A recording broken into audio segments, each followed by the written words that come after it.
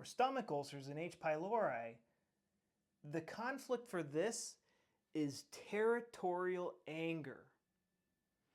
Anger in the territory.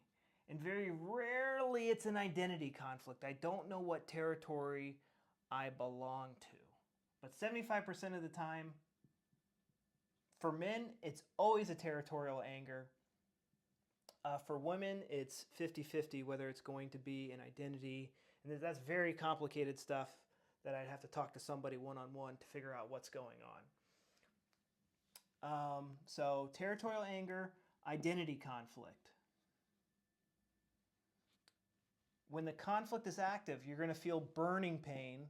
And when someone resolves the conflict, they're going to feel a pressure pain.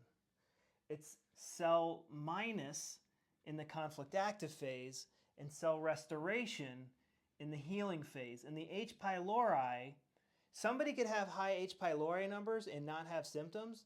That's because, or moderate symptoms, that's because H. pylori is doing most of its work when we have resolved the conflict and it's restoring the cell loss. Well, it's normally down here.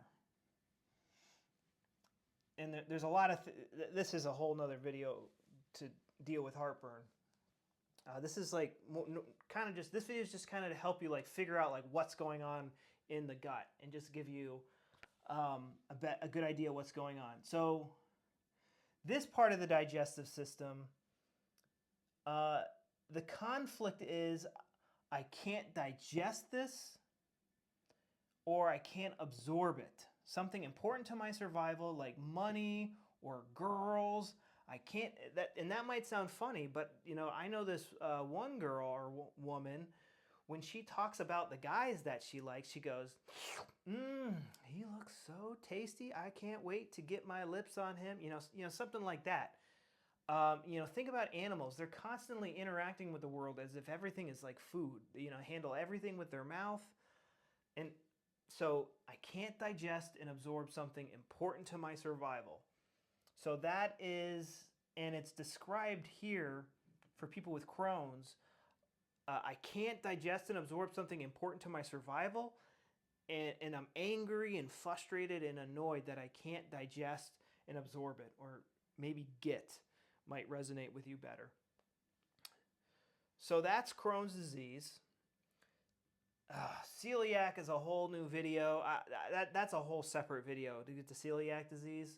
But again, celiac is Greek for abdominal. So it just used to be a term used to say, oh, he has gut issues, right? Whereas now today, for some reason, they decided, and there's a whole history, it's really dumb why they decided to make it gluten intolerance. But yeah, no, celiac starts with a traumatic event. I can't digest something important to my survival, and I'm angry, upset, and frustrated about it. And then, so we're digesting our food, we're absorbing our food, absorbing every last little bit of it. Then here, it's like almost physical crap. And so the conflict for colitis is what is crap I want to get rid of, but I can't. And so here, during the conflict active phase, for both the small intestine and the large intestine, there's cell proliferation. And that might sound crazy, but when you look at your colonoscopy, they're gonna say something like thickening of the intestinal walls. Or polyps. Dr. Hammer tested, you know, the cauliflower looking ones, and he said the digestive juices that they produce digested food 10 times faster than other foods, than normal intestinal cells. And so when we're conflict active, you won't have symptoms. There's this piece of crap, I want to get rid of them, but I can't. Then when you finally get rid of that piece of crap, then the body goes, okay, these cells are high maintenance, we need to get rid of them, and it starts to break them down with the help of Candida, E. coli, and C. diff, and then that's when you start to get the symptoms of blood and diarrhea. There's also, like, the brain has to run in overdrive to put these organs into overdrive. And that is when you get a fever. It's when the conflict gets resolved and there's actually healing happening on the brain. The night sweats are, again, when we resolve the conflict and we're getting rid of these extra cells, and like the trash is kind of coming through our skin of all this work. A fistula is, I believe, crap. I can't get rid of this crap fast enough. I want to separate from this crap. A fissures and hemorrhoids are two different sides of the coin. Fissures are conflict active, cell loss, cell loss, cell loss. And then, and it's to widen the anus so we can mark our territory better, spray it with poop better. That's the biological purpose of this. And then the hemorrhoids are cell restoration to fill in the fissures and fix them. But then the hemorrhoids form when it's like back and forth, off and on, and it turns into a mess. The conflict for this is usually an identity conflict, especially for women, an identity conflict. And then it could be also a territorial anger for a man. And now I'm going to give you kind of an example of each. So for hemorrhoids, I've seen one guy, his wife left him. Like, he never had hemorrhoids ever. And then one day his wife got really mad at him and like took the kids and left.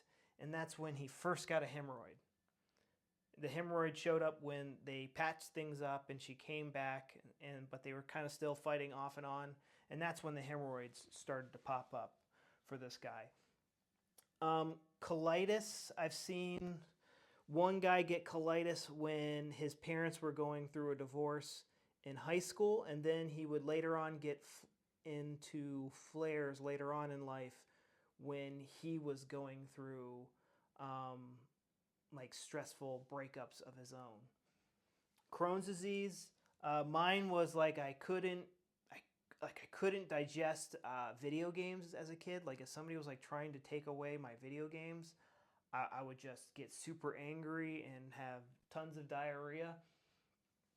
Stomach ulcers. One guy got stomach ulcers when he was living in, he just rented an apartment, and the landlord was like, "Hey, no smoking. Hey, you're playing your music too loud." And he's like, "I'm not doing, why are you yelling at me? I'm not doing it." Like, his landlord was really bad, and he had heartburn, but then the heartburn stopped when the lease was up and he moved, and then it kind of turned into H. pylori because the next place he moved into, in gastritis. This could also be gastritis right here as well,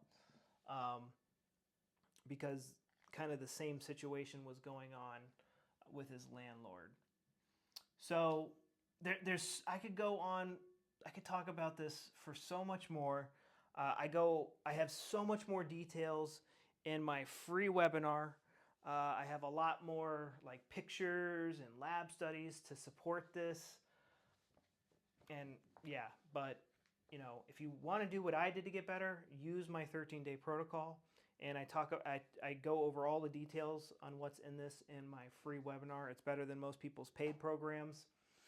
But this is a quick rundown of the most popular gut diseases, what their symptoms are, and the conflict that puts that puts that organ into overdrive.